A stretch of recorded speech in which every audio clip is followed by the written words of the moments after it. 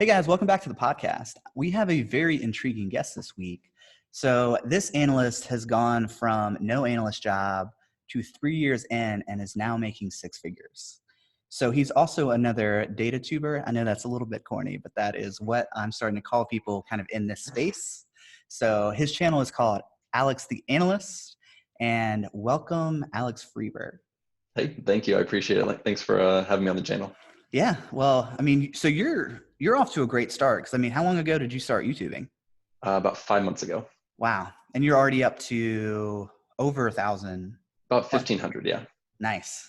Yeah. Mm-hmm. Well, so apparently you've got some YouTuber buddies that know how it all works. I have some good tips. But I would say the thing that I think is probably leading to your success is your actual success as an analyst. Because I you've would got a agree, you've got a very unique perspective.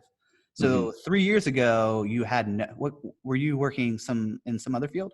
I was working at a behavioral health hospital, Okay. and I was doing like therapy, like group therapies. So then how did you get your first analytics job? It kind of happened, I want to say by accident / a little bit my wife pushing me to just push myself harder because she thought I was smarter than the job that I currently had. But I was working at a nonprofit, and there was an opening for a data collection specialist and analyst job. And I had absolutely no idea what that was, but really the job was only using Excel, and I knew how to use Excel. And so I just applied, and I sold the crap out of myself in that interview. And for whatever reason, they gave me the job. And, that's kind of how it all started. Well, so there are multiple things that I want to unpack there.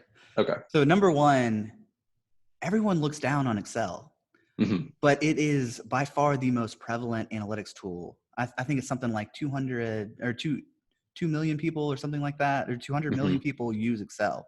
Yeah, So I would say Excel is a great kind of launch point because absolutely. so you started in Excel, and then what happened? Did you start learning data visualization, or did you get into SQL? So in that job, I literally only used Excel. We were about to get a new CRM database, and so to like use at our work, and they wanted me to implement it. And the guy that we had to come in and consult was like, "Oh, well, you're the data analyst, so you use SQL." And I was like, "I don't even know what SQL is, man. What is that?" And he's like, he thought I was joking. I was not joking. I had no idea what it was. I went home that night and found it, and I was like, "Let me do some research on this," and found that it was extremely marketable. And so if I wanted to continue in this field and continue to grow and get a higher paying job, I was like, I need to learn SQL. And so that's kind of how I learned about SQL. And so I started using SQL the most. Along that same time, I picked up Python, and I also picked up Taboo around the same time, or started learning those things around the same time. Awesome. And the Yeah. second thing that I wanted to unpack kind of, in that first thread of conversation is we literally just, me and Elizabeth sat down and we're starting to do these Tactical Thursday, like little podcast minisodes. And one of the ways that we said it's a great way to get your first analytics experience is through volunteer work. Oh, absolutely. Because there's such a shortage of analytics knowledge and talent within the nonprofit space. For sure. Yeah, I Yeah. absolutely agree. I think that especially people who are like me, who have no experience, or people who don't feel comfortable getting money for it because they don't think they're good enough yet. It's a great way to get experience or to actually learn how to use it for a job. Because if you don't learn how to use it in an actual setting, you'll never be able to actually transfer that into a real job. That work experience is really important. Yeah, well, so I don't think I've told you this yet, but I'm the treasurer for one of the local nonprofits here in Greensboro Mm-hmm. that supports localism, and I've actually connected with the former CFO of Wrangler Jeans, and now he's on my finance committee. Well, it's awesome. So I'm getting to see like the CFO of like a name brand company and how he works through financial problems and his methodology. Sure. So I would say also to that point of not only can you build skills, but a lot of really powerful, influential people get involved in nonprofit, for sure, like work, and well, they kind of see it as like more of like a philanthropic pursuit. Absolutely, it's not a career. It definitely is philanthropic. Right. So it's a great way of building skills and networking. I mean, that's like a 1-2 knockout punch right there. For sure. So you taught yourself all these skills. Yes. Yeah. I like to say that I'm self-taught for the most part, because for the first about 4 months or so of me actually learning SQL and learning Python and Tableau, I really was just learning through courses. I started with free courses. I eventually worked up to Udemy, which kind of was my next step because I didn't want to spend a lot of money because I was broke. And so then I transferred, I started doing Coursera, and doing those courses on there. Every platform was amazing. I learned a ton, but I was genuinely spending 3 or 4 hours every day for 3 or 4 months, just constantly learning and trying to perfect or be as good as I could at these skills, so that when I was applying these jobs, I could actually do what I said I could do. And so, yeah, I am self-taught, but then at my first job, very first job that I got, I had an incredible mentor who taught me so much and took a lot of time out of his work schedule to teach me a lot of things, specifically about SQL Server Management Studio, which on my channel I teach SQL stuff. That's what I focus on, is SQL Server Management Studio, because that's what I know so well, much better than like MySQL, which is what I had originally started learning. But when I started learning that in my actual job, that's when I just took off with that, and that's kind of my thing. Awesome. Yeah. So I actually have, I think, 5 Udemy courses right now and 5 on LinkedIn. Did you take any LinkedIn learning courses? No, I've never taken LinkedIn learning courses. It's really interesting, kind of like the layout of the online e-learning space. I'm glad you had a good experience on Udemy, because it is kind of like the Wild West. It is. I could upload a course. Right. So I would say, like, I don't know, 70-80% of the courses out there are not great. Right. But they've got that sorting algorithm. So if you search for something, the top courses are going to appear first. For sure. Which makes total sense. All right. So you started out your first job, got in the door because you knew Excel. And how much Excel did you know? Not much. So we need to unpack this even further. You can sell yourself. I'm a salesman. I ran a granola company for a while with my friend, and so we were both CEO co-founders, and we grew that business pretty well. And from the beginning, I was a hustler. I mean, I could sell as much granola as you could throw, and so I'm a pretty good salesman, and I learned very quickly how to sell myself for a job. Just in terms of, I can sell that I know this skill, even if I'm medium, even if I'm not super great at it, I can sell that I'm really good at it, but then learn it extremely quickly to actually be really good at it in the job. That's a really good point. A lot of times, I don't know if you came across this personally, but you'll get hit with a technical question, and the worst thing you can do is just make it up. Right. So, I mean, I don't know if you handled any of these technical questions diplomatically and like, I haven't done that, but I'm very sure that I can use YouTube or Udemy and learn this very quickly. You would not believe the very first real data analyst job, the one that I went from making 47,000 to 64,000. That was my big jump into the actual data analyst job, where I had my amazing mentor. They took what I think is an insane risk on me, because in my interview, they asked me, do you use joins in SQL? And I had SQL on my resume, and I actually haven't gotten to joins yet in SQL. And I was just like, well, I know how to use them. I haven't, used it too much in my current job. Just totally BS that whole interview. And later, when I, really got to know my boss really well, he told me, he's like, yeah, we knew you didn't know it that well, but you were really energetic. You were really, really passionate about what you did. And we thought you'd, at least had the brain to learn what we needed you to learn. And so they hired me, even though I really didn't know it. So that I have had times like that where I'm just like, I have no idea what I'm talking about. So what you're saying is, when you don't know the answer, just lie your face off. Look, it worked for me. That's all I'm going to say. It worked for me. Well, I mean, that definitely was a scratch against you. I think it was more so that the fact that you're articulate, and they understand that you're making a transition. Yes. And, it was a small company, it's a small healthcare analytics company. And once I really got into the job and I learned and I got to know everybody really well, they started opening up to me and they're like, yeah, we weren't sure if we were going to hire you, but they honestly just loved your personality and they liked your spirit and your general attitude in the interview and seemed like you're a great person to work with. And so they were willing to take a risk on you because we really needed somebody to fill that position, who we could train and learn all the proprietary stuff. And so I would say that I got extremely lucky. Yeah.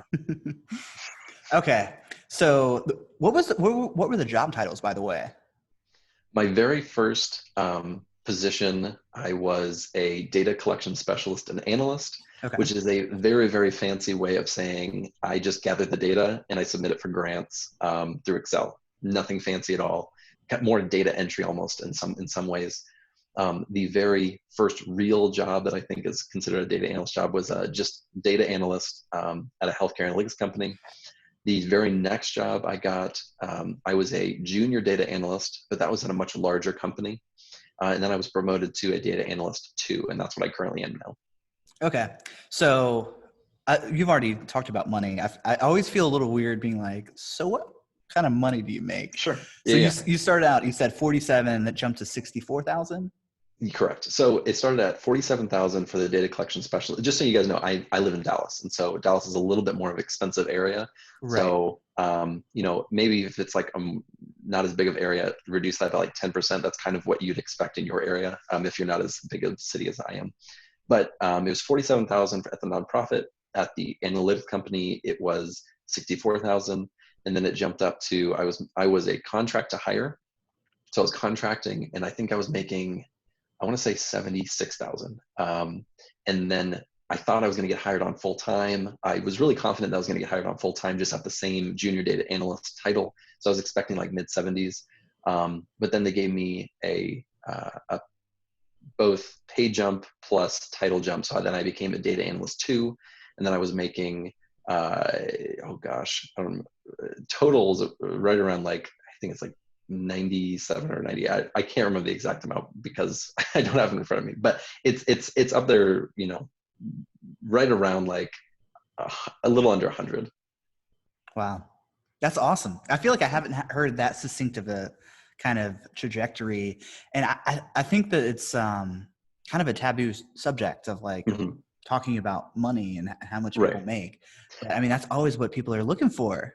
I think it's so important because honestly, when I was getting into this field, I didn't know anything about how much I should expect for a salary. And so I do have a few videos where I talk about salary because I think that it is really important for people to know what they should expect and know what they're worth, as well as know what other people are making in similar fields, because if they don't, you're going to get way undercut. And I just happen to kind of luck into people paying me well. But I know that's not always the case. And so, talking about it and making it a little bit more known is, I think, really important. Well, from a personal power standpoint, if you don't know what you're worth, then you kind of look like you don't know what you're doing. Sometimes. Yeah. Yeah. Well, I mean, I've noticed this kind of on the agency consulting side. My first consulting project was my last semester of my MBA. I turned that into my first engagement. Guess how much I was making per hour?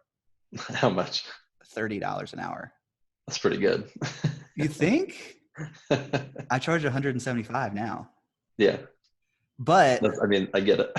well, the thing is though, when I was charging that low rate, I kept getting like lower quality clients. So I would have to go in and like clean things up to where like once I bumped up that rate much higher, I started working with C-suite executives directly. So from a consulting side, and I don't know, my audience is kind of split because some people are like, oh yeah, I want to go down the consulting route. And some people just want to get that kind of stability of a job. But when I bumped my rate up, I started working directly with the decision maker instead of a lower or mid-tier manager. So things just got so much smoother. And I could also start to quantify my impact because I can ask the CFO directly, how much was this project worth? About 6 months ago, I did this is so simple. I just combined their cost data and their sales data and aggregated it on the same aggregation. And then they found out that like 3 of their 5 product offerings were not making a profit. And that was worth like $200,000 a year for them. Simple stuff. Right. But, I will say though, just in terms of, how much you charge and things like that, I think it really depends on how confident you are either in your business or how much you know the business itself. Mm-hmm. Because I've done things where I've charged a lot less than I probably should have charged. And I look back and I realize that now, but at the time I thought it was very fair. I thought it was extremely realistic. But looking back, it's hard when you're in it to understand how much you're worth. But as you gain more experience and you gain more awareness of the industry, you start to realize how much other people are charging, how much you should be charging, and everything that goes along with that. Well, one of the things that we really harp on the podcast is that you need to understand your personal brand. Mm-hmm. And one of the greatest ways you can build your personal brand is to quantify your past projects in dollar amounts. Mm-hmm. Because then you can say, all right, the owner of this company, spent $64,000 on me. The fruits of the analytics work I did for them was worth $150,000. So they got, over 100% return on their investment from me. Right. So then you kind of have to start, I heard in another podcast, it's called founder mentality. Like if you start thinking like an owner, then you can start, all of a sudden those kind of math equations in terms of salary start to make a lot more sense. Right. So speaking about money and potentially wasting money, what do you think about grad school? Because you went to $100,000 within 3 years with no graduate degree. Right. I personally think that for a lot of people, it is not worth it. Where I am right now in my career and where I'm trying to take myself in the next 10 years, I probably will need a master's degree. And luckily my company actually is going to pay for most of that, if not all of it, just through their tuition reimbursement program. But to me, a master's degree is never going to be an option. I had never saw myself going that route. Never thought it was even feasible because I just don't have, that's not my background. That's not my family's background or where I saw myself going. So I never thought of it as an option. Now that I'm in the position that I'm in, at the company that I'm in, I definitely think that I will get my master's eventually. But for the vast majority of people, I think that a bachelor's degree with experience is going to be a lot better to actually get your foot in the door and work your way up, rather than going bachelor's to master's and then getting your foot in the door and working your way up. Because even if you get that master's degree, typically you're still going to go at a lot of the same levels as the entry level job, is what I've found. And I've hired people or people, on our team that we've hired, they have master's degree and they're coming in at positions lower than I am. And that just tells me we're a very, very large company. That tells me that, experience and knowing the position that you need to be working for or the position that you're worth, knowing that information is going to help land it a lot more than what your degree is, at least from my perspective. Wow. I wholeheartedly agree. So my MBA experience was through UNCG, Mm-hmm. and it was the day program. So I would say about half of my cohort went directly from undergrad to grad school, and they did not get the same amount of value that I got out of it. Mm-hmm. They were essentially it was like adult daycare. Like it's, I think a lot of people go to grad school is kind of a way of like life avoidance. Like I just want to go and get a degree, to where what I noticed, and my cohort was split about 50-50. The adult students who had worked for 3 to 5 years, they seem to just, I'm not sure if it's maturity or in my case, I sold 100% commission insurance for 3 years before I went back. And I saw it as a way, okay, I'm going to get my analytic skills through this program. Right.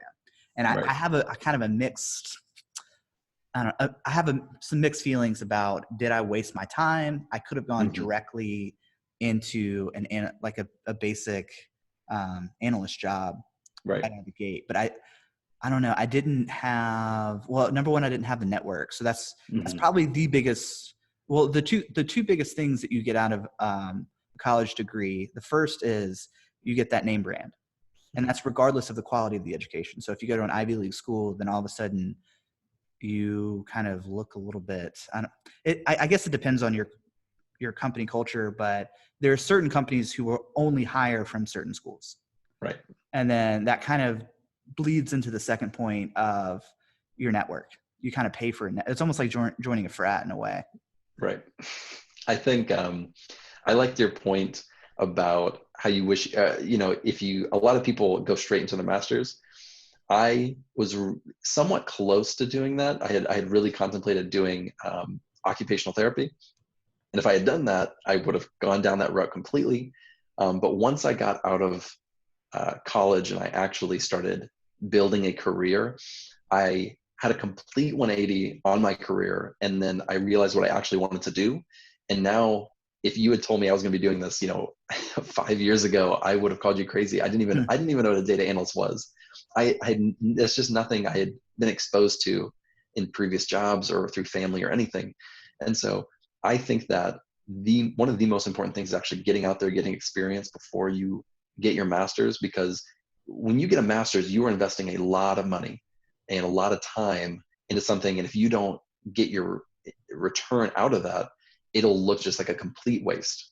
And so knowing what you want to do before you go back and get that master's, at least for me personally, I know the types of degrees that I'm going to go back and get. And any of them are going to be good, and they're going to be 100% usable in the industry that I'm in and be well worth the cost, or if maybe no cost for my company, but Right. it'll be absolutely worth the investment in my time to go back and do that, because I know it'll be directly impacted, or it'll directly impact the future of my career. Yeah, I absolutely agree. I think that a lot of young people undervalue their time. Mm-hmm. Well, especially because getting back to that money discussion, you don't really start making a high dollar amount, typically until your 30s or 40s. Right. But your 20s is kind of the roadmap of getting to that kind of wealth creation stage. For sure. And I think a lot of people just, you're right. I think like some of the people that were in my cohort essentially took like almost secretarial jobs with a master's degree, an MBA. Right. And I feel like I hope they don't hear that. The people, but I mean, that's part of like what I'm doing with this podcast though, is just kind of spreading. Ironically, I'm going to start teaching data visualization at Greensboro College in the fall, but that's undergrad though. And there's this thing called YouTube University, and you can get everything you ever wanted to learn for free. Like you can learn SQL from you can learn Tableau or Power BI from me. And, I mean, I would argue that we're probably better teachers than most professors out there. It definitely is possible. And it's also possible that the content that we're putting out is a lot more relevant to where we're at, because oftentimes in universities, they're a little bit behind. So just historically speaking, they have to create a curriculum. They have to, plan all these things out, which can take, semesters, if not a year or two, to get that all published and everything ready before, but technology is so quickly adapting and changing that, when I put something out like today, that means it's relevant today. But if they're putting out something today, it could be relevant, 6 months ago or a year ago. Now it's not useful anymore. Yeah, I should caveat that statement of there are some practicing professors. If they're out practicing in the field and teaching you what they're directly applying, I'm all for it. I think that's fantastic. But if you're sitting in your white ivory tower and you're thinking about these complex theories that don't map onto reality, I don't know. It seems like very much overhyped, especially in the time of COVID. So you're paying for online courses for it just seems, it's almost like Inception, like it's removed from reality, removed from reality, removed from reality. Yeah, no, I get it. Yeah, for sure. Cool. Well, so do you have any closing thoughts? I feel like we nailed it in terms of you walked through your 0 to 100,000 in 3 years, and then kind of talked about, I was surprised. I thought you were going to be like, nope, no grad school at all. No, I'm absolutely not against grad school. I think it definitely has its place. But I would say for the vast majority of people, I would say even 90%, or so, that getting experience and getting your foot in the door as quickly as you can is absolutely essential to knowing the industry, knowing where you want to go with your career. And if you don't do that, if you go straight into a master's, a lot of people end up not using that at all. Or if they do, they don't know the value of it and they don't understand the things that they need to know. So now knowing what I need to know, I know the industry really well. I understand the skills that I'm going to need to progress my career to the next step or the next stage. So when I go back from my master's, I know exactly what courses I want to take. I know exactly what things I want to learn so that I can guide my career in the exact trajectory that I want. And you cannot do that if you don't have experience and you don't know the industry by getting experience. So your closing note is get out of the nest. I will say I don't want to say don't do that because some people already know. I came in really late in the game and I had no idea what this field was and I just became absolutely obsessed with it. And I feel like that is a lot of people where they I've had hundreds of people reach out to me and say, this is my degree. Can I become a data analyst? And I'm like, look, I have a degree in recreational therapy. You've never even heard of it because it's so out there. And if I can do it, I know you can do it. It just takes a lot of hard work and extreme commitment and dedication to understanding what skills are needed and understanding, what kind of analyst you want to be, in what field and what industry, and then going for it and not stopping. And that's what I did. And I don't think everyone can do that. But I also don't think that it's impossible. I think that an everyday person who can pick up these skills can do what I've done as well. Awesome. Well, that was fantastic. I really appreciate your time. Yeah, thank you. I appreciate you having me on. Yeah.